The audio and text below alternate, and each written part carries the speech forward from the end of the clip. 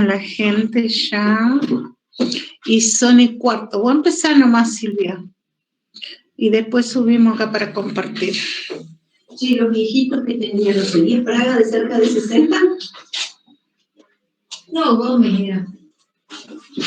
¿Nombre? Diego Fraga, sí. Ah, yo de la clínica, 77 años. No, mejor.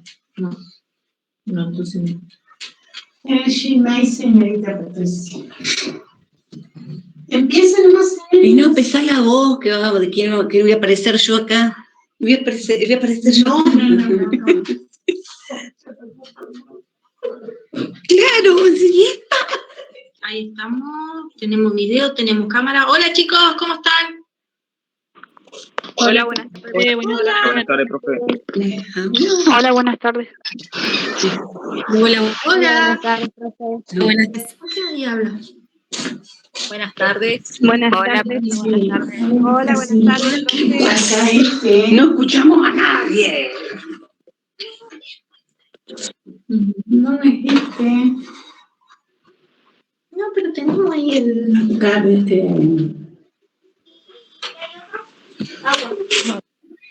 Ah, ahí está deshabilitado. Claro. Ahora sí.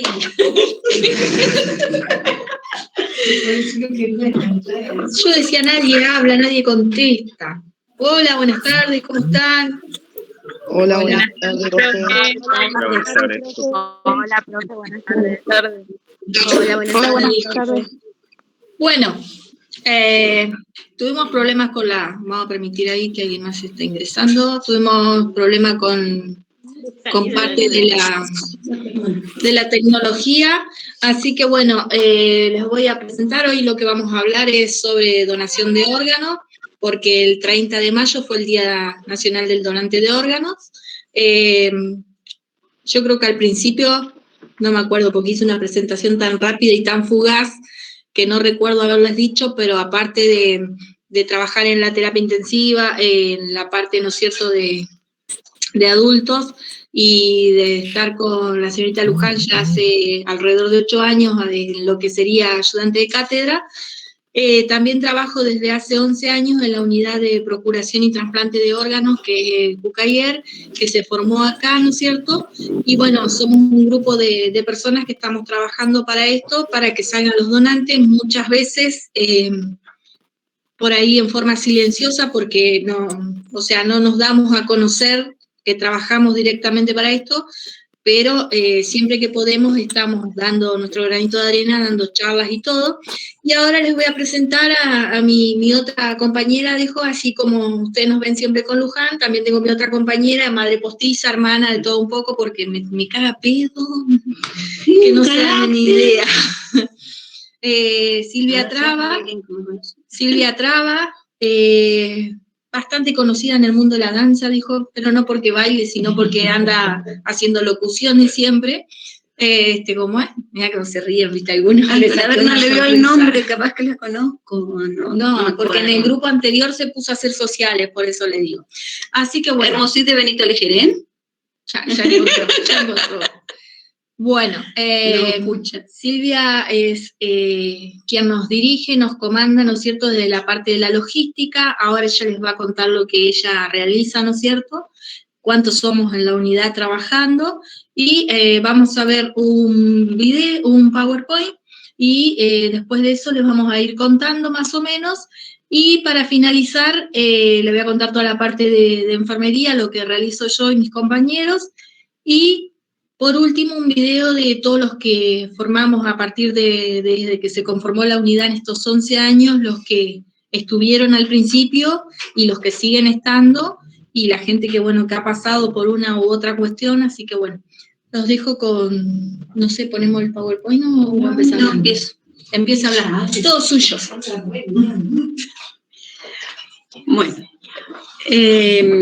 la procuración de órganos en la Argentina tiene muchísimo tiempo. Formalmente está constituido el INCUCAI desde hace 42 años. Uno de los videos que le queríamos mostrar fue justamente la evolución, que primero se llamó CUCAI, y ahora es INCUCAI, y que abarca y coordina la actividad en todo el país. El INCUCAI es el ente central que coordina la actividad con todas las provincias, y cada provincia tiene una unidad que controla todo lo que es la actividad de procuración en su distrito. En nuestro caso, el órgano que nos nuclea y dirige es CUCAIER, Centro Único Coordinación de Ablación e Implantes de Entre Ríos. CUCAIER, a través de una resolución ministerial del año 2011, decidió conformar una red entrerriana para trabajar justamente en red, y Cecilia, para trabajar justamente en red, les decía, y colaborar con cada uno de los hospitales. En la provincia somos 6 hospitales que estamos en red. Son el Hospital San Martín de Paraná, el Centenario de Gualeguaychú, el Hospital Urquiza de Concepción, el Hospital de Colón, San Benjamín y San Antonio de Gualeguay, y más Bernal. Trabajamos en red significa que colaboramos entre nosotros. Todos los hospitales tenemos un electroencefalograma, un aparato de electroencefalografía, mejor dicho, para la determinación de la muerte cerebral, y cuando el nuestro se rompió y había un operativo y la necesidad de dictaminar una muerte cerebral, con un remis desde Concepción del Uruguay trajeron el de ellos, se hizo el estudio y se volvió nuestro compañero de Concepción del Uruguay con su aparatito, y nosotros seguimos con nuestra actividad. Por ejemplo, el aeropuerto de Concepción del Uruguay es pista de tierra, y los aviones más grandes no pueden aterrizar porque por su peso se entierran. Céspedes no es tierra. Entonces, los aviones que vienen, si hay un operativo en el Hospital Urquiza y son muy grandes, aterrizan en el nuestro, acá en el Comodoro Pierrestegui, y nosotros desde acá le coordinamos ambulancia para que lleven rápidamente los médicos que vienen desde afuera a ablacionar hasta el Urquiza, y que el aeropuerto continúe operativo hasta que ese equipo de profesionales con el órgano vuelven a su avión y regresan a Buenos Aires o al lugar de origen. Eso sería el trabajo en red al que nos referimos. También cuando tenemos algún inconveniente a cuanto al desempeño de la actividad propia del trasplante, se habla por teléfono con compañeros de Paraná, ya sean enfermeros o médicos que charlan entre ellos, y nos van dando pautas o guías ante el inconveniente que hayamos podido tener. Eso es más o menos cómo trabajamos. Acá hablamos cuando es la red entrerriana, y ahora ya directamente, si le parece, y si no también, porque lo voy a hacer así, después les abro para preguntas. El requisito para ingresar a lista de espera es, el requisito para ser donante de órganos es solamente morir en una terapia intensiva y de muerte cerebral. Si morís en la calle, en una sala común, o el donante fallece, para no decir que mueren ustedes, el donante fallece en alguna otra condición que no sea en terapia intensiva, los órganos no se pueden ablacionar. En ese caso se podrían ablacionar tejidos, que en nuestra provincia solo se ablacionan, aparte de tejidos, las córneas, por una cuestión de habilitación de infraestructura de los quirófanos y el mantenimiento. Les decía, para ser donante de órganos es requisito número 1, muerte cerebral. ¿Qué es la muerte cerebral? El cese de las funciones cerebrales. Muchas veces se cree que nuestro cuerpo es comandado por el corazón, y en realidad una persona se la considera fallecida para la ley y para la justicia y la medicina cuando muere en muerte cerebral. La muerte cerebral acarrea después la parada cardíaca, pero el segundo criterio de muerte que hay es el de parada cardíaca. Pero a nosotros nos sirve, entre comillas, como donante solo aquel que muere en muerte cerebral en una terapia intensiva. ¿Por qué en una terapia intensiva? Porque en una terapia intensiva, a pesar de que el cerebro no funcione, por el tratamiento, la medicación y las bombas y todo lo que está conectado al respirador, los órganos pueden seguir funcionando en forma artificial por un determinado tiempo y con la debida atención y cuidados de enfermería. A ver, voy a leer un poquito. Buenas tardes, hola, buenas tardes. Presente.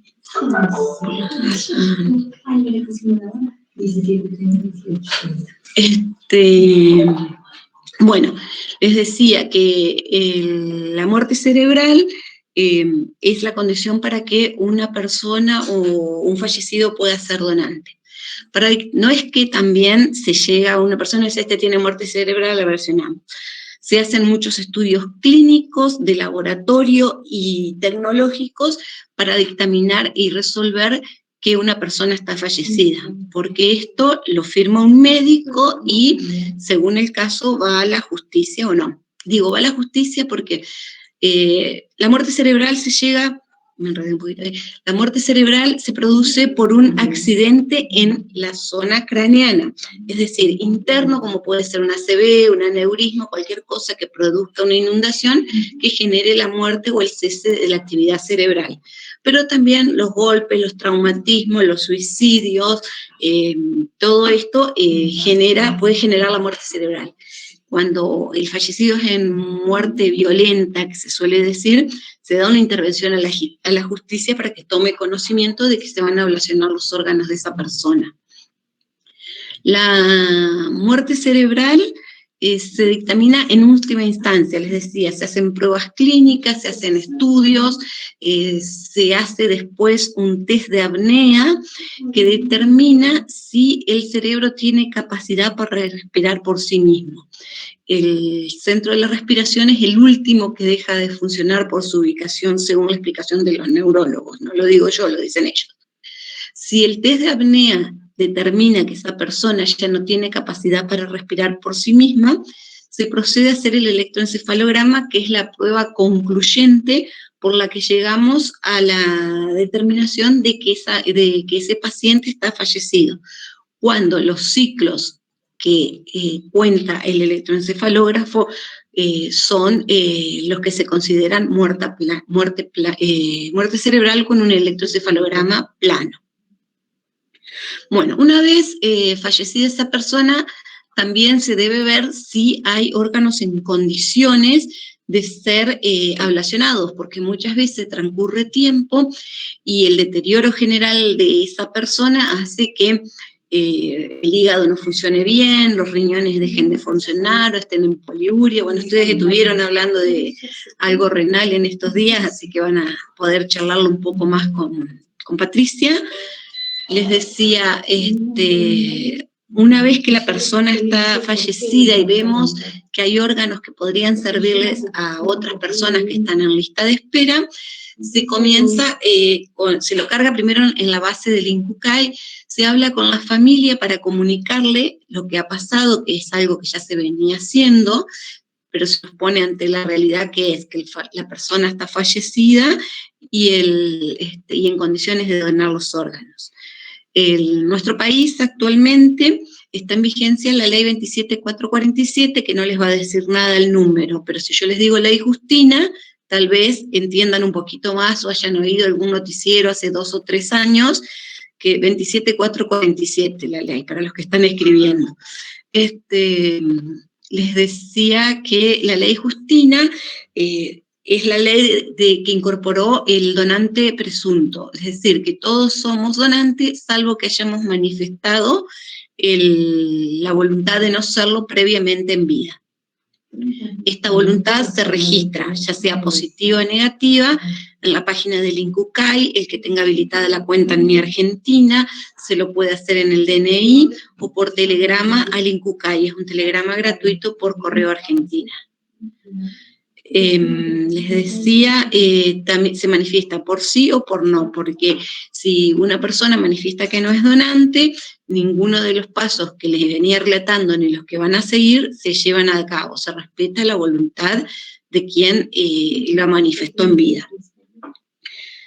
En caso de que la persona fallecida haya manifestado que sí, que era donante, se le comunica a la familia, se le explica cuáles son los pasos a seguir y se da continuidad al operativo. Si la persona no fue manifestada en vida ni por sí ni por no, se le explica a la familia que la ley nos habilita para la ablación se les explica de qué estamos hablando, cuáles son los alcances, y se trabaja para que la familia entienda y se pueda acceder a una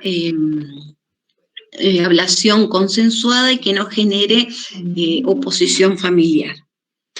Es un trabajo que por el momento en Entre Ríos lo estamos haciendo así. Buenos Aires te aplica la ley, te dice su familiar falleció, puede donar tal y tal órgano, él no dijo que no, vamos a hacer la ablación. Estoy hablando previo COVID, ahora se incorporan unas restricciones más por el COVID, pero estoy hablando previo COVID.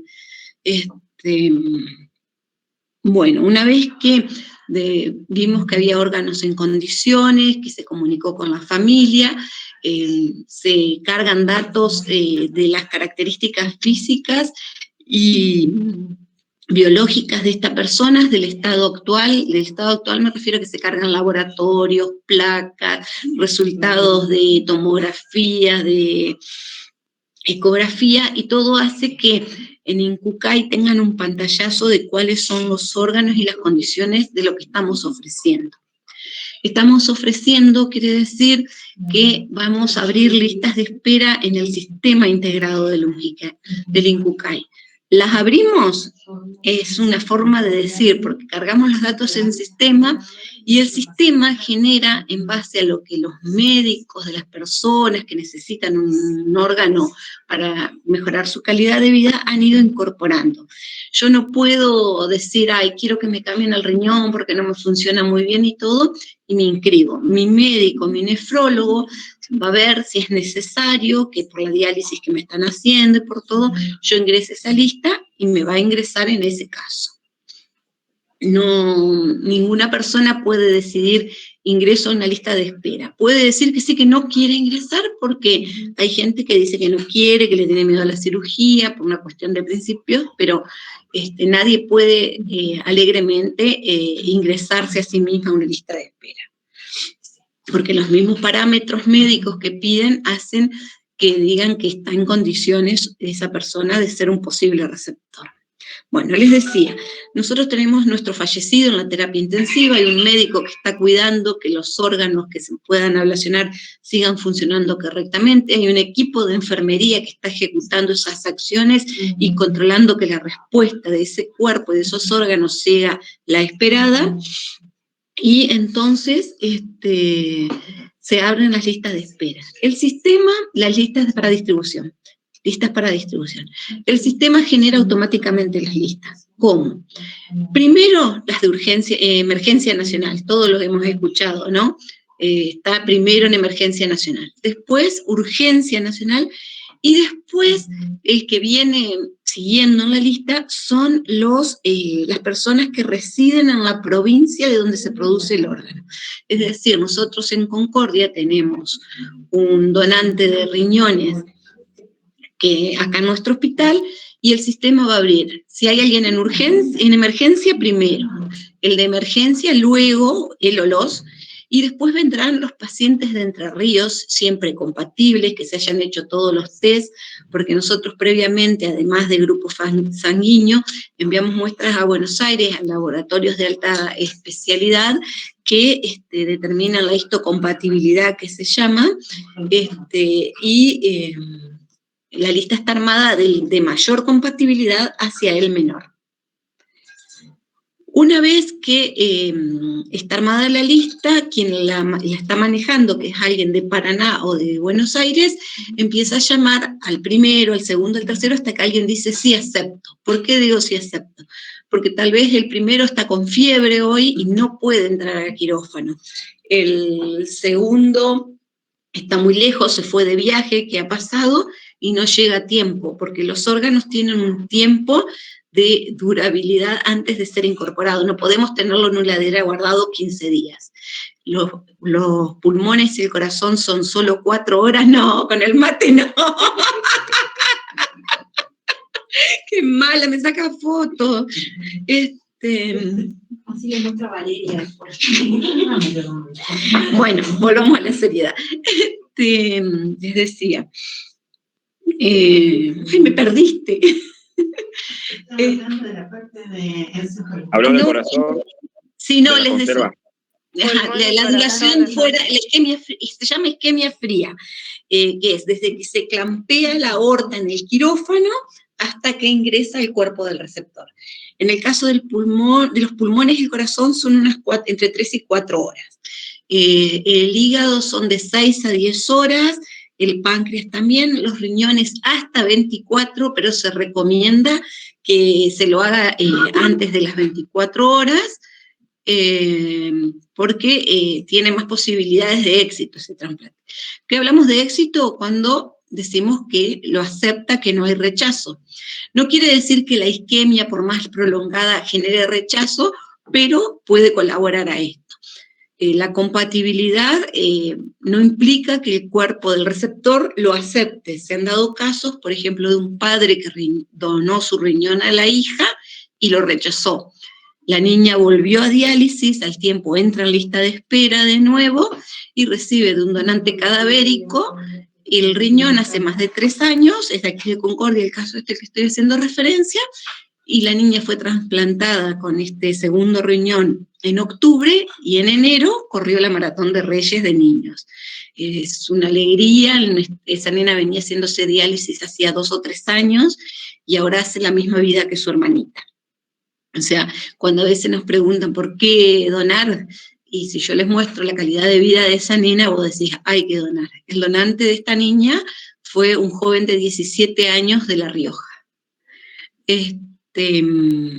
La ley Justina, y la anterior también, preservaba la identidad de donante y receptor. A veces la gente se busca y a veces se encuentra, digamos, quién fue su donante o el receptor de los órganos de su familiar. Bueno, no sé qué se me ríen y me despierto. Estamos viendo media hora más, pero vos te copaste hablando y los chicos están ahí atentos. ¿Será que les gusta?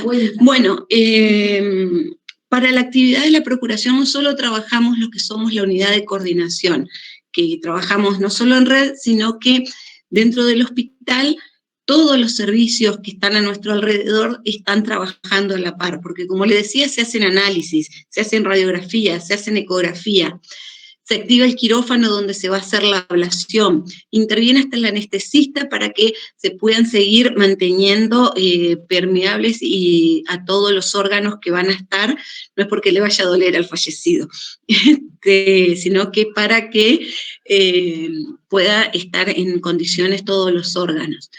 Les decía, bueno, eso dentro del hospital, intervienen, por ejemplo, Levino, Valori, que hacen laboratorios de más complejidad, por ejemplo, hacen la determinación de la serología, es decir, que el paciente nuestro no tenga ninguna enfermedad infectocontagiosa, como puede ser Chagas, hepatitis B, SIDA, HIV, digamos.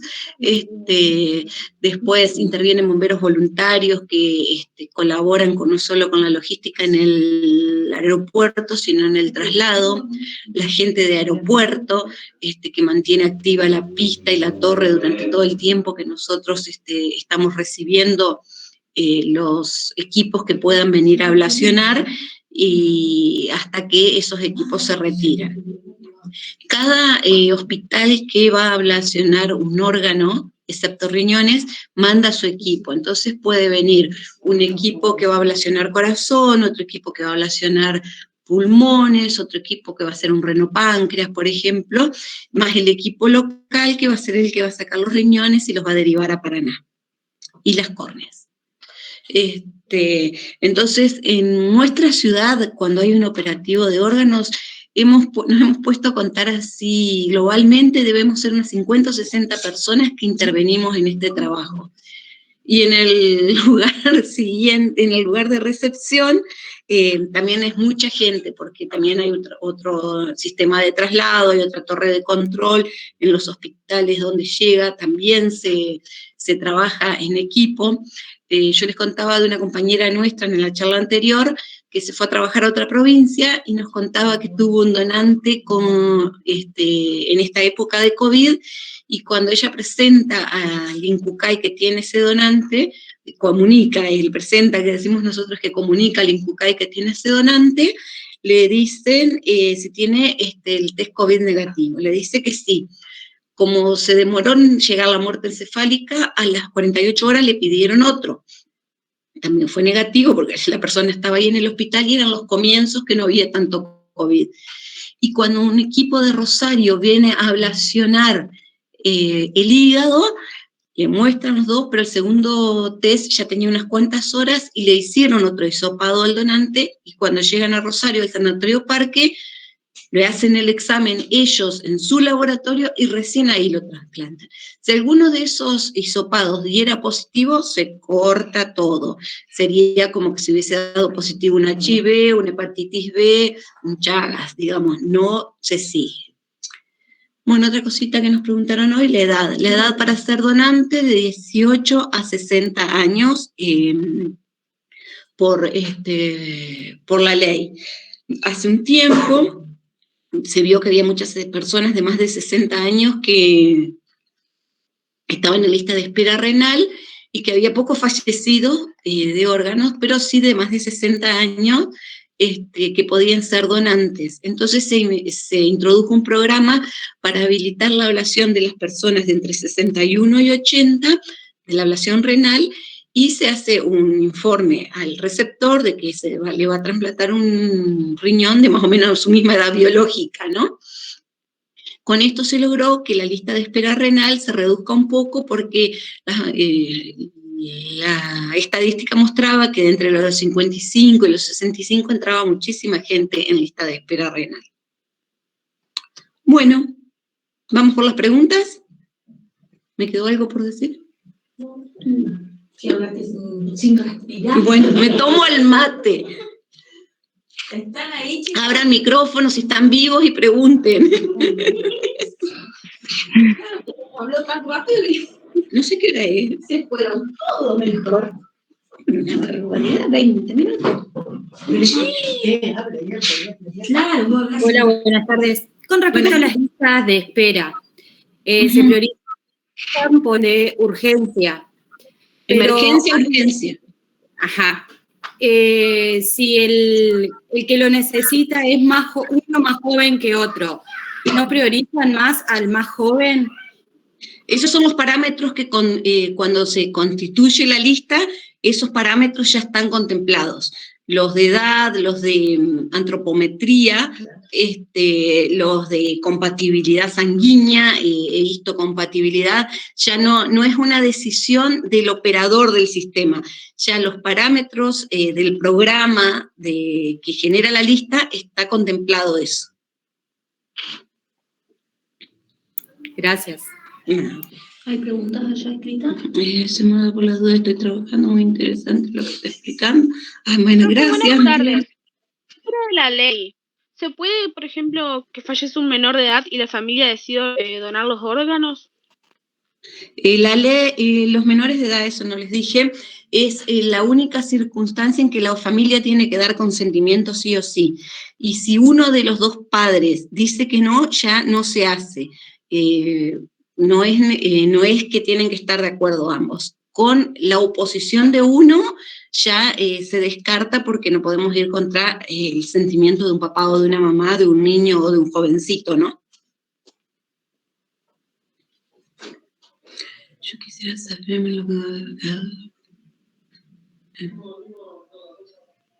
que... La ley dice que somos donantes de órganos habilitados de 18 a 60. A partir de los 61, y para el caso de la ablación renal, está habilitado hasta los 80. Y la córnea, que es un tejido, no tiene tampoco un límite de 60. Si la córnea está en condiciones, se la puede ablacionar hasta los 80. ¿Se entendió, Marlene, o algo más? No se la ve, Marlene. Sí, gracias.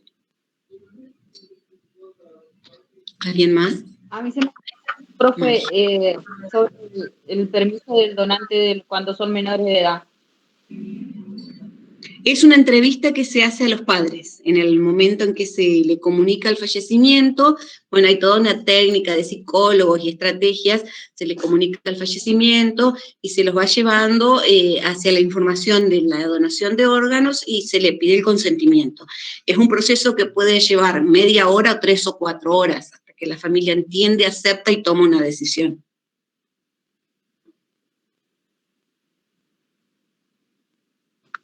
Ahí está, muchas gracias, profe. Nada. A veces los padres tenemos 25 años y no aceptan que seamos donantes de órganos. Me imagino en menores. Sí, totalmente, totalmente. Les voy a contar una anécdota de que la cabeza de los jóvenes también a veces es mucho más amplia. Hace 2 años entró una persona con un ACV de Villaguay y falleció. Falleció en muerte cerebral, se habló con la esposa en shock, que no sé cómo decirle a mis hijas, que tenían 14 y 15 años las chicas. Aunque vengan, nosotros estamos preparados para hablar con ella.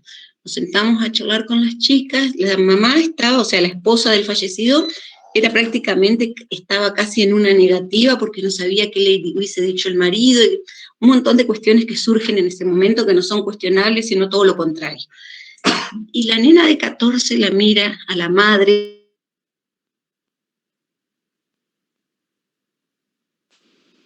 Me eriza la piel recordarla todavía. Un órgano para salir de esa cama, nosotros estaríamos rogando que alguien a nuestro lugar diga que sí, hay que donar. Impresionante, impresionante, porque ahora lo puedo contar de corrido, me cortaba la voz, porque una nena de 14 años, una nena, ni con textura de jovencita tenía, pero una cabeza abierta, impresionante.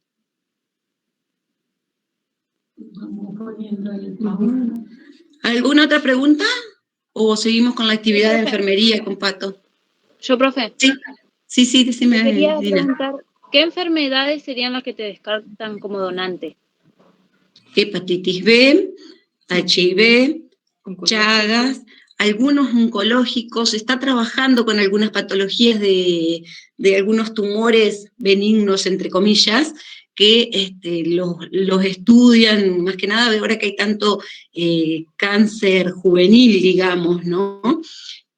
Y algunas cosas están viendo, no están ni legislados ni aceitados, son casos particulares, pero en general antes la oncología era factor de descarte, que quede eliminado de la probabilidad de ser donante de órganos. Toda enfermedad infectocontagiosa, en definitiva. Por eso ahora el COVID también, lo primero que te preguntan, ¿cuándo le hiciste el hisopado? ¿Cómo dio? Hay en el mismo sector en que está, porque yo le digo, no, mi paciente no tiene COVID. Y cerca de él hay alguien con COVID, quienes lo atienden han estado en contacto con pacientes con COVID, por eso la gente del Sanatorio Parque de Rosario hasta le hizo un último hisopado al donante que habían ido a ablacionar. Ok, muchas gracias. De nada. Acá el chat.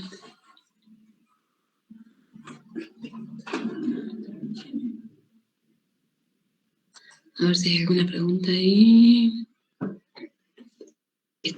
Profe, una pregunta. ¿Sí?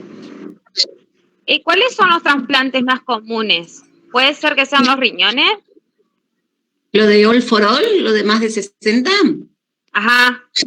Sí, es solo para riñones. Ah. Y había una pregunta ahí que vuelva a explicar algo. No sé si no alcancé a leerla. ¿Puedes volver para atrás, Lucas? Sí, pero no compliques. Claro, yo la estaba leyendo, la escuchaba ella y Lucas me cambió el pantalla. Claro. Me dijeron que me iban a regalar unos auriculares, por tantos problemas tecnológicos. Pero qué manera, ¿no? Mira, ahora se cerró con enganchar. ¿Alguna otra pregunta mientras vemos? ¿O me la repiten a esa que estaba escrita última? Dice si puede volver a explicar los requisitos para estar en la lista de espera. Ah, esa es. En lista de espera no lo decido yo como paciente ni como familiar de un paciente. Es un criterio médico que dice, hasta aquí llegó lo que podemos hacer clínicamente para que yo médica digo, para que mi paciente pueda tener una calidad de vida mejor, la única solución, entre comillas, es un trasplante de órganos. Entonces, el médico tratante te deriva a un centro que pueda hacer, porque en Concordia no tenemos, que trabaje en trasplante de órganos, y los médicos de ese centro de trasplante, que hace trasplante de órganos, te evalúan, te estudian, te hacen estudios, y te incorporan a la lista de espera. Pero es todo bajo criterio médico, y esos criterios médicos que cargan los van manteniendo actualizados porque de acuerdo a la gravedad o bienestar que tenga ese paciente, va a ser más rápido su ascenso en la lista de espera, su ascenso, digamos, su posibilidad de acceder más prontamente a un trasplante, ¿no? Por otro lado, el trasplante de órganos es gratuito. Si el paciente tiene obra social, todas las obras sociales se deben hacer cargo de los costos de la operación. Y si no tiene obra social, los ministerios de salud de cada provincia le abonan al centro que hizo la ablación y el trasplante de órganos los costos de esta intervención. Sí, no hay otra pregunta. A ver, ¿alguna más? Ahí nos vamos a poner un PowerPoint. Bueno, ahora empieza a hablar Pato, que les va a mostrar un PowerPoint y va a hablar un poco de su actividad de enfermería, que va a ser la de ustedes dentro de 1 año y medio.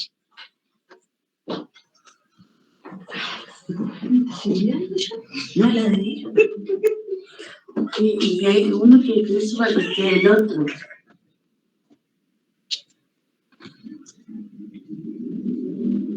Bueno.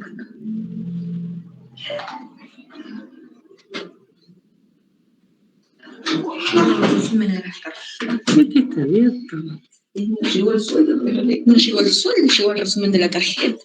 Pero bueno, ya podemos gastar de vuelta. ¿Estamos? Estamos. No, sí, lo está compartiendo, ¿no? ¿Lo está compartiendo ahí? ¿Ven o no ven? Uy, qué toque. No te ves. No, no se ve nada. Bueno, aguarden. Ahí. Ahora sí, compartir. No, acá aparece. Ahí. Ahora sí compartir. Compartir. ¿Ahora? ¿Ven? Sí, profe. ¡Hola! Es que se queda Sí, ahora en se ve. silencio. No me contestan profe, y yo sí. no sé si me... Claro, porque ella ya no ve más, chicos, recuerden. Yo no veo. O sea que puedo hacer morisquete y todo, pero yo sí me veo. Que la mano se tira. Bueno. Ay, ¿por qué aparece? Ahí está. Este es un PowerPoint, ¿no es cierto?, sobre la donación de órganos, tejidos y células para el trasplante. Este lo hemos presentado en otras charlas que hemos hecho en años anteriores y en distintas escuelas a nivel secundario, que es lo que venimos haciendo con Silvia ya desde hace un par de años. Esta unidad de coordinación y trasplante, no sé si les comentó bien porque estaba en otra, que hace 11 años que se conformó, ¿no es cierto?, con un grupo de médicos. ¿Le detallaste? No, la gente. Bueno, la cantidad que somos, les cuento rapidito, son 2 médicos cirujanos, que son los que se encargan de hacer la ablación tanto renal como de córneas, son 2 médicos neurólogos, 2 técnicos del electroencefalograma, y una secretaria y coordinadora general que es Silvia, y 3 enfermeros que rotamos los turnos de 8 horas como corresponde, ¿no es cierto?, como hacemos habitualmente. Y llegado el caso de necesitarse más tiempo o algo, bueno, nos cubrimos entre nosotros porque esa es más o menos la unidad formada acá, y 2 médicos clínicos que son los que se encargan de estar junto al enfermero haciendo el cuidado del potencial donante, porque así lo llamamos nosotros, ¿sí? Acá lo que habla es a nivel nacional toda la actividad de la donación de órganos que se hace. Bueno, como les venía hablando Silvia, es tejidos y células. Y todos los órganos que pueden servir, como ven en el dibujito, ¿no es cierto?, ahí les va detallando: córneas, corazón, válvulas cardíacas, pulmones, páncreas, intestino, vasos sanguíneos, piel. Nosotros en sí, más que nada, lo que cuando tenemos, que ustedes habrán escuchado tanto en los medios de comunicación como en las páginas de Facebook y eso que aparece, en el Hospital Masbernás se realiza un operativo de ablación de órganos multiorgánico. Multiorgánico porque entra lo que es corazón, pulmón, hígado, páncreas, riñones y córneas, ¿sí? Entonces, multiorgánico, ustedes habrán escuchado cuando vienen los aviones, ¿no es cierto?, todo el despliegue que se hace, la sirena, que la verdad que por ahí, yo me reí hace un rato que Silvia se puso a hablar y todo, pero es el tiempo que llevamos haciendo esto y es como apasionante, por así decirle. Ella le toca siempre ir a esperar a los que vienen a hacer la intervención acá, ¿no es cierto?, porque no se realiza. Ya les dije que tenemos 2 médicos que lo único que hacen es la ablación de córneas y de riñones, pero el resto de los órganos vienen grupos de otros lugares, ¿no es cierto? Entonces, ir hasta el aeropuerto, esperarlos, recibirlos y traerlos, eso le toca a Silvia siempre, que siempre le digo, te cambio el lugar, nunca pude. Por el tema de que me toca quedarme a cuidar al paciente. Y yo siempre le digo que el tema de ir en la ambulancia a altas velocidades y la adrenalina y todo eso, pero bueno, ella dice siempre que pasa frío. ¿Qué les iba a decir? Los donantes, para ser donantes, tienen que ser por muerte cerebral y se los considera donantes cadavéricos, ¿no es cierto? A estos donantes se lo constata mediante lo que es la parada cardíaca y el electroencefalograma, ¿sí? El electroencefalograma, para el que por las dudas no tiene idea, es cuando directamente el electro no tiene ninguna actividad, ¿sí? Eso, una vez que está realizado, el electro se lo pasa al neurólogo y el neurólogo es el que dice, sin actividad, o por ahí puede decir, se vuelve a repetir dentro de 6 horas porque tiene un mínimo de 6 a 11 de actividad, entonces en ese caso se repite para estar seguro que directamente va a dar plano, ¿sí? Sí. Ocurre esa actividad, el electro mide la actividad cerebral, pero cuando todavía hay actividad eléctrica en la corteza cerebral, es que se ven esos destellos o pequeños movimientos, pequeñas ondas, que el neurólogo sabe que esa ya no se mueve, digamos, pero el electro no refleja lo mismo. Y no hay ya forma, si bien en el mantenimiento se sigue intentando darle todas las chances al paciente presuntamente fallecido, a las pocas horas esa pequeña actividad de la corteza, que son como destellos perdidos, se finaliza. No es que lo van a esperar a que se remueva, sino que simplemente la actividad eléctrica en el cerebro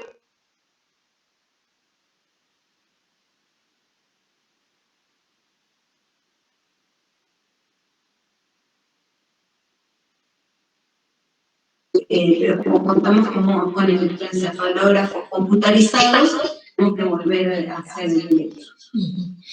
Bueno, solo se puede ser donante de órganos en vida en el caso de que no haya un donante cadavérico y se necesite, por ejemplo, un riñón. Uno le puede donar un riñón a un familiar siempre y cuando se hagan todos los estudios complementarios a ambas personas, ¿no es cierto? Que tanto yo como donante como el receptor somos compatibles primero que nada, y ver mi calidad de vida, si mis órganos, mi riñón en este caso está en condiciones de poder ser donado o no. Y lo mismo para una sección del hígado, ¿no es cierto? Y si no, nos dice ahí la ley 24.193 que esto siempre se hace en base a debe haber un vínculo consanguíneo que se dice, ser familiar, ¿sí? Se recordarán ustedes, por ejemplo, el caso de... la cantante, no me sale ahora. Sandra Mianovich, que recibió, que donó, a su ahijada. En ese caso se hace una serie de papeles porque en sí no hay un lazo directo de parentesco, pero sí fue habilitado, como también en su momento la señora de la Nata, que le iba a donar el órgano a él y no era compatible con él, pero sí era compatible con la otra persona que también necesitaba un riñón, y entonces hicieron una donación cruzada, y en ese caso sí se pudo. Esto es siempre bajo estrictas normas de la ley, con consentimiento de ambas partes, con toda la legalidad, porque tengan en cuenta que si yo soy el donante voy a quedar con un solo riñón, y mi calidad de vida ya va a cambiar, ¿sí? ¿Se entiende eso? ¿Queda claro? Bueno, después tenemos los órganos que se trasplantan.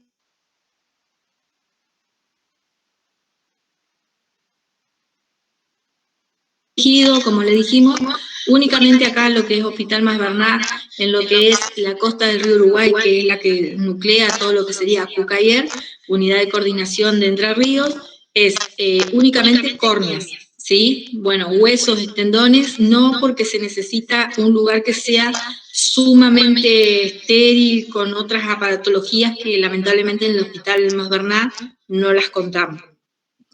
En el caso de las células para trasplante de médula ósea, esos se dirigen hacia el hospital, a la parte del laboratorio, expresan su voluntad de que quieren ser donantes de médula ósea, les extraen una muestra de sangre, la analizan, dejan sus datos, se los llama y les dicen si están en un listado, ¿no es cierto?, que los convierte en posibles donantes. Si se llega a necesitar, se los llama y ahí se hace lo que sería el trasplante. Puede ser para médula ósea, puede ser del mismo paciente o de un paciente emparentado, que puede ser un hermano o algún otro familiar, o del voluntario, donante voluntario o anónimo, ¿sí?, que se registra a través del INCUCAI, siempre todo bajo registro. No es que yo voy y digo quiero ser donante y no doy mis datos ni nada. Bueno, acá nos habla que existe un banco a nivel mundial, ¿no es cierto?, de lo que es para médula ósea, y hay un montón de gente que está inscripta. Para inscribirse como donante de médula ósea, lo que sería Concordia, Villaguay, Concepción del Uruguay, Paraná y Gualeguaychú. Esos son los lugares en los cuales ustedes, Gualeguay, perdón, los cuales ustedes pueden anotarse, ¿sí? Después, para el trasplante de órganos y tejidos, deben ser donantes cadavéricos mediante diagnóstico de muerte encefálica. Acá lo más importante es que la persona que va a ser donante debe estar bajo criterio de una unidad intensiva, ¿sí?, de una unidad de terapia intensiva, ya sea en un hospital público o en un sanatorio privado. Nunca una persona que tiene un accidente, que va a cruzar la calle, imagínense hipotéticamente, va a cruzar la calle, lo chocan, viene la ambulancia para trasladarlo al hospital, constata que está fallecido, y no es que dice lo cargamos y lo llevamos para donar. No, tiene que ser que esa persona se la traslade, ingresa a una terapia, ya sea pública o privada, se hace todo lo humanamente posible por tratar de salvar a esa persona. No tiene criterio de vida, se realiza lo que es el test de apnea primeramente y luego se realiza el electroencefalograma, se constata la muerte por parada cardíaca o muerte encefálica, y ahí recién se lo informa al familiar, se carga el sistema y se abre recién lo que sería la lista para posibles ofrecimientos, que se le dice, de los órganos, ¿sí? Pero siempre tiene que ser en una institución pública o privada. Después, las causas más frecuentes son por muerte encefálica, son hemorragias o accidentes cerebrovasculares, los golpes en la cabeza, los accidentes, ¿no es cierto? En una época tuvimos muchos donantes que eran accidentes de moto, y después están las heridas de balas en el cráneo, ¿sí? Todo en estos casos es porque se produce una gran inflamación que hace que la sangre no pueda llegar al cerebro, entonces no irriga bien, no puede expandirse, eso causa una gran presión, y por más que se pasan ciertas drogas que son de avanzada, no se puede revertir el cuadro, ¿sí? Y llega a la muerte encefálica. Después, ¿quién se beneficia con la donación? Las personas trasplantadas y su familia. Muchos pacientes logran de esta manera, al recibir un órgano, salvar sus vidas y dan una mejor calidad de vida. Y la familia del donante, que muchas veces sienten un gran alivio, es como que sienten que su familiar sigue dando vida a otras personas. No sé si logro explicarme o no. Bueno, tenemos las modificaciones, ¿no es cierto?, para el tema de la procuración de órganos, que dice que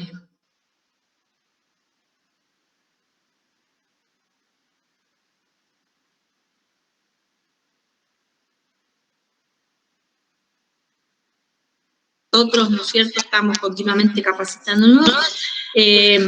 Bueno, se le da la información que el familiar necesita, se le trata de dar el apoyo y contención, y la ley que rige todo esto es la 27.447. Después tenemos que Dentro de lo que es la ley está el artículo 33, que dice a quienes se considera donantes cadavéricos, la oración de órganos o tejidos se puede realizar en toda persona mayor de 18 años, ¿sí? Porque como les explicaba Silvia, si es una persona que tiene menos edad o un menor de edad, siempre se les pide el consentimiento tanto al padre o a la madre. Después tenemos que, bueno, sobre los medios de comunicación, ustedes habrán escuchado un poco más sobre el tema de la donación de órganos cada vez que una persona necesita de suma urgencia o entra en ley nacional o en ley de emergencia. Entonces, ¿qué hace la familia? Sale a todos los medios de comunicación a difundir. Pero el INCUCAI no está, ¿cómo sería la palabra? Avalando eso o incitando a esos familiares para que salgan a pedir, ¿no es cierto?, por los medios masivos de comunicación, ¿sí? Lo hace la persona desde el lado de su desesperación de que llegue el órgano que su familiar necesita. Como fue el caso de Justina, que se publicó en todas las redes, que salían los famosos y todo, un corazón para Justina, un corazón para Justina, y lamentablemente había donantes, pero no había uno que fuera compatible con ella. Si ustedes quieren ser donantes de órganos, deben entrar a la página del INCUCAI o al número de teléfono es el 0800, y ahí expresan su voluntad de ser donantes. No se puede, por ejemplo, no es válido mediante el documento o el carnet, sí, perdón. El documento sí, me dice Silvia, el carnet de conducir no. Igualmente, en el carnet de conducir no te preguntan más si quieres ser donante, y en el documento tampoco, salvo que uno lo exprese.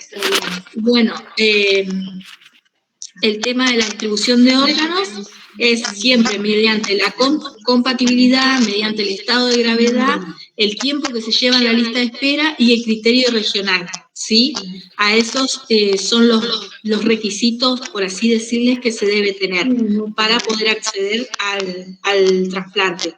En el caso, por ejemplo, de que haya alguien en lista de espera nacional para recibir un órgano, pero no es compatible con la persona que se está ofreciendo, se busca el más próximo y puede llegar a ser inclusive hasta el 15º porque no tienen compatibilidad.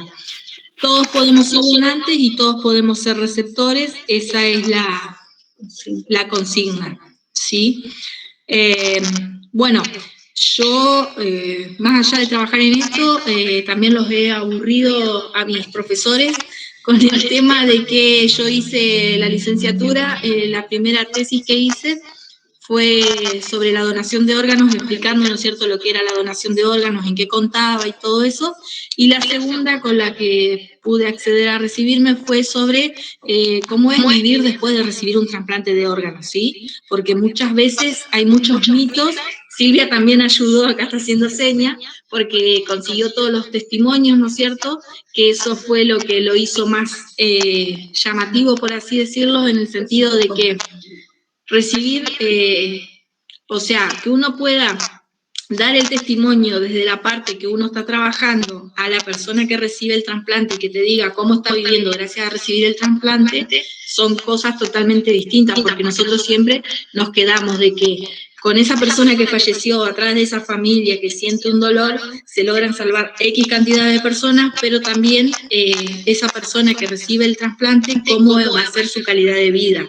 Debe hacerse controles al principio periódicamente, tomar cierta medicación indicada, y después de eso, cuando ya va pasando más tiempo, son menos los controles y todo, pero los cuidados deben seguir estando. ¿Puedo hacer una pregunta? Sí, porque en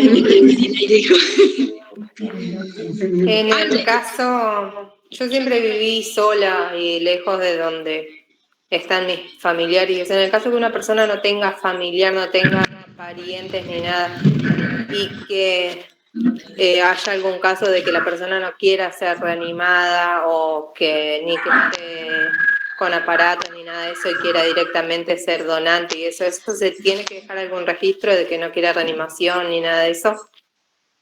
Aparte que no tengas a quién preguntarle Porque si no tiene familiares ni nada, o sea, ¿a quién le preguntarías el tema de la donación de No, órganos? es incompatible. Los criterios para ser donantes son los que dijimos, por parada cardíaca o por muerte encefálica. Se abordan primero las cuestiones para salvar la vida. Exacto, se hace todo lo humanamente posible para restituir a esa persona a su vida normal, tanto como era antes, ¿Y si la persona no quiere ser reanimada? Se muere. Se muere, pero, o sea, nunca se vio casos de alguien que diga no quiero atención médica, por así decirte. O sea, estando internado en un hospital y en una terapia, no. Porque se supone que llegás a la instancia de estar en una terapia intensiva, ocupando una cama y todo lo que eso conlleva, el gasto y todo, porque tenés posibilidades o porque está la chance de brindarte toda la atención médica. O sea que si la persona decide no vivir, igual se la reanima. Lo cambio la forma, para que la explicación a ver si responde al punto. La ablación se hace agotada, producida el fallecimiento y agotada todas las instancias. Si vos decís que se agotan los esfuerzos terapéuticos, vamos a llegar a una muerte por parada cardíaca. No vamos a poder mantener el corazón y dejar que se muera el cerebro, que es lo que vos planteás básicamente. No me hagan nada para que el cerebro se termine de morir, por decirlo de alguna manera, y que el corazón siga funcionando. Es incompatible. Ahí hablamos de que es incompatible. No podemos mantener, dejar que el cerebro se muera y que no se pare el corazón. Vamos a tener que hacer tantas intervenciones o intervenciones terapéuticas para que los órganos sigan funcionando y que vos estás diciendo que no querés que te las hagan. Pero por eso la palabra incompatible tal vez no sea la más adecuada. Pero o hacemos todo lo que hay que hacer para conservar los órganos y que el cerebro se salve o no. Bueno, que ya ahí entraríamos en la cuestión de eutanasia y todo, que no es nuestro tema todavía, ¿no? Pero habiendo un paciente con un rasgo bajo, es lo que no sé si han hablado de escala de Glasgow, con un rasgo bajo, el rasgo 3 es el de muerte cerebral. Pero un paciente con un 4, un 5, un 6, se van a agotar los esfuerzos terapéuticos. Y si se les muere, se les produce la muerte cerebral, seguimos manteniendo lo que quede vivo, entre comillas. Pero no podemos decir, bueno, dejemos que esto se muera y mantengamos eso. El esfuerzo terapéutico es hacia la integridad del ser humano, ¿no? Ustedes lo saben entender. Por eso cuando en el trabajo anterior que les hablábamos, ¿cierto? Y les decíamos que les faltaba, algunos se tomaron el trabajo de buscar, se explayaron con lo que es la escala de Glasgow, tiene importancia, igual que ahora cuando dimos el tema del dolor, la escala del dolor y todas esas cosas. Por ahí para que ya lo vayan viendo, ¿sí? Bueno, ¿alguna otra pregunta? Si no, les comparto un video que es... Sí. Nati. Una consulta. O sea que cuando te preguntan cuando vas a renovar carnet, si sos donante, no tiene validez. No, para nosotros no. Para nosotros no. Igualmente no te lo preguntan, porque yo fui a renovar el carnet, no me lo preguntaron y mala le empecé a preguntar al ¿cómo se dice? Espera. Ahí está. Ay. Le empecé a preguntar al de tránsito que por qué no me preguntaba y me dijo que a ellos no les correspondía. Entonces, porque tienen que hacer más papel y completar. En mi última renovación aparece yo como donante. Ajá, pero vos después de eso te pusieron nomás. No, ellos me preguntaron y yo le dije que sí, pusieron donante. Y después, hará 2 años, me registré en el INCUCAI. Perfecto. Eso es lo que hay que hacer, registrarse en el Exacto. No sé si me escucha. No. Sí, lo más recomendable es registrarse en el INCUCAI. Aunque diga sí, porque sí, que la ley diga que todos somos donantes, te simplificás a tu familia que vos estabas de acuerdo, porque las familias a veces sienten como miedo de que hubiese dicho ella, entonces si nosotros le mostramos a la familia, mirá acá en el INCUCAI en tal fecha, mediante tal médico, porque eso se lo podemos decir porque lo vemos en la pantalla, ella dijo que sí que quería donar, es un alivio para la familia saber que van a hacer con tu cuerpo lo que vos querías. Entonces, sí, por eso lo vine mi familia está en desacuerdo. Entonces decidí hacerlo y declararlo, que sea mi decisión y no de ellos. Claro, totalmente. Está bueno que lo manifiesten, aunque la familia esté de acuerdo con tu decisión, digamos, en los otros casos de los demás chicos, porque le simplificás la tarea a la familia en el dolor que te están perdiendo, porque supongo que van a sufrir, y a nosotros en la parte de comunicación para explicarle que era lo que el fallecido quería hacer de su cuerpo después de las algunas decimos que le crean, que lo entierren, que lo que sea. También podemos decir que mis riñones siguen funcionando, dando vida. Pero igualmente son temas que por ahí parecen medio raros, ¿no es cierto?, de hablar, por así decirlo, pero por ahí si ustedes tienen un tiempito y se sientan con sus familiares, ahora que medianamente tuvieron una charla y lo comentan y todo, porque siempre está el mito de que se lo desconecta y se le saca los órganos en vida. Entonces por ahí viene un poco el desconocimiento de la familia, ¿no es cierto?, y la negativa, por así decirlo. Pero también hay que estar desde el otro lado de que, y si me pasara a mí que un familiar mío necesita, obviamente que quisiera recibir ese órgano, porque nadie está esperando de que se le muera ni un hijo, ni un padre, ni un hermano, y siempre querés que estén con vos de por vida, por así decirlo, y bueno, y se trata de hacer siempre lo que se puede. Ahora, si no hay más preguntas, les vamos a compartir un video final, para que acá tengo una pregunta. ¿Qué dice? Ah, no, Antonella, tomá la asistencia para todos. Muy bien. Ah, Antonella Pucheta estaba delegada, pero ¿por qué no levantó la mano ahí? ¿Alguna otra pregunta? Acá. ¿Una ventana? Dos, pero ya está abierto.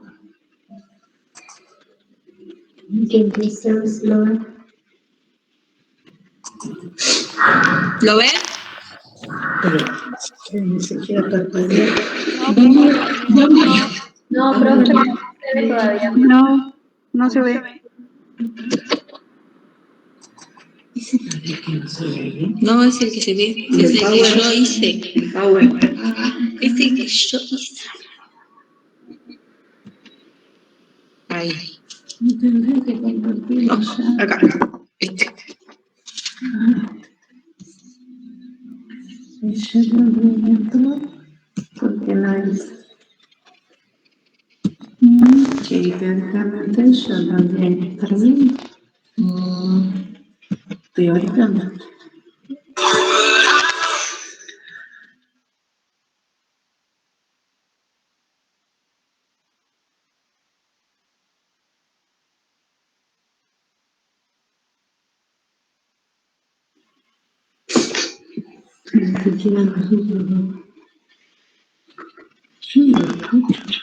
¿Vos lo escuchás? No está. ¿Ahí se van a compartir o no? No. Ahí que aparece compartir. Ahí no, pero ahí lo voy a compartir directamente a un WhatsApp.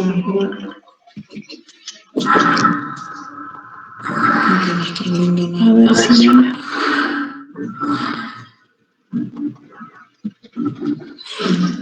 no parece ya. Pues sí. ¿Pero no empezaba con ese latido? Sí, un latido comienza.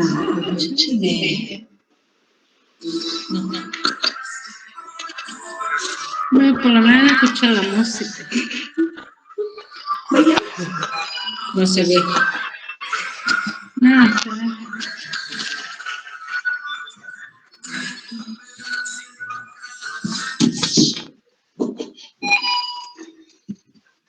Wow, se enloqueció ahora que quiere la vacuna del COVID, me parece. ¿No se notó? No pudo, no está tranquilo.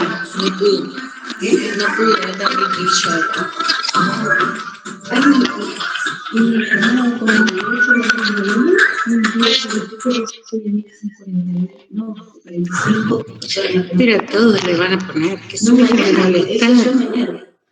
Y el consejo de menor para poner una nena, mi hermana, la otra de 48,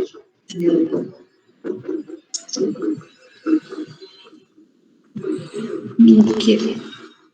Bueno. Profe, si usted quiere, me lo envía y yo paso al grupo.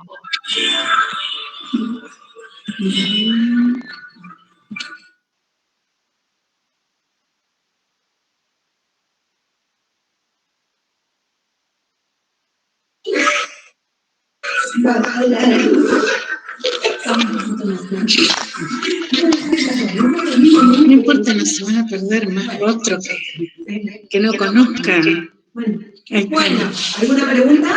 No se puede ver, es un video que hicimos de todos estos 11 años. Somos nosotros nomás trabajando en distintas formas, ¿no es cierto? Cuando comenzamos con el operativo y nuestras caras con ojeras cuando finalizamos, pero la alegría de haber logrado el objetivo o haber cumplido con la misión. Así que bueno, no sé si tiene alguien más alguna pregunta.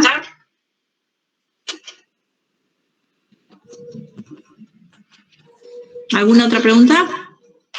¿No? No, profe. Bueno, espero que les haya servido, que les haya gustado. No sé si entendieron, si les gustó, si no les gustó, dijo. Pero bueno. ¿Algún día vamos a poder ser parte de ese equipo? Y tienen que ser buenos enfermeros en terapia intensiva para que la jefa de enfermería los acepte. Ya tienen que ir estudiando, dijo. Esas caras. Y si ustedes se ponen las pilas y se aprenden todas las técnicas y todo, ¿por qué no? Nosotros empezamos de cero. Sí. Yo estuve internada por COVID y encontré un chico promoción 19, me voy a acordar de la apellido Brian, un flaquito alto, le digo para el profe, y re bien, y le dije a la Pato, mira, tenemos que llevarlo a terapia porque este chico está para trabajar al lado tuyo, le digo, y Brian con tan poquito tiempo de enfermero y desempeño en una sala de internación de COVID, así que si a ellos lo pudieron formar y pudieron recibir todo, ¿por qué no ustedes? Exacto. Así que bueno, igualmente tienen las clases como ayer o se les dé charla como ahora. Siempre háganse un tiempito, estudien, aprendan las técnicas, vayan asociando, como les dijimos ayer, todo lo que va de una enfermedad que va saliendo a la otra, y todo eso les va a servir para el futuro. Y lo importante es las ganas que uno pone y las ganas que uno tiene. Porque más de una vez, y acá están las dos que no me van a dejar mentir, que muchas veces hemos estado trabajando, hemos ido a la facultad a clase y después me he ido por algún operativo, y la verdad que es más que nada la satisfacción que te da de que lo que uno estudió y puede medianamente brindar un granito de arena, todo sirve.